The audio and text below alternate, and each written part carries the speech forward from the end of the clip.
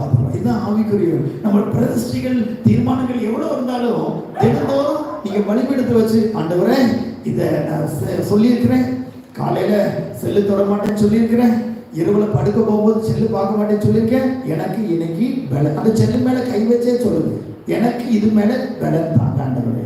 அது உங்களை பார்த்து முடிக்கும். அதை மேற்கொள்ளவே வீராப்பு காட்ட வேண்டாம், அதுக்கு சிரிக்கும்.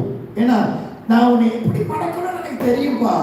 அது மேல கை வச்சு ஜெபம். நீங்க என்னென்ன தீர்மானம் வேதம் மேல கை வச்சு ஜெபம். ஆண்டவரே இன்னைக்கு 5 அதிகாரம் வாசிக்க எனக்கு பலன் தரும் தீர்மானம் எடுத்திருக்கிறேன் ஆண்டவரே.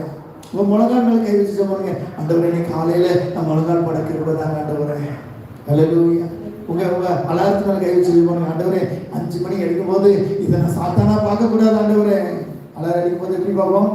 கர்ம பிடிச்சது அதுக்குள்ள அடிச்சிச்சு. 1 மணிக்கு அடிச்சிருக்குமோ, 5 மணிக்கு தான் அடிக்கும். இதை நான் சாத்தானா பார்க்க கூடாதுப்பா. தேவதூதன் தட்டி எழுப்பணும் போது பேதுரு எப்படி நித்திரையோட போனான்னு அப்படி போகக்கூடாது ஆண்டவரே. விழிச்சு போகணும். சோதரம் ஜெபம் பண்ணுங்க, கர்த்தர் மேற்கொள்ள எழுதிக்கலாமா?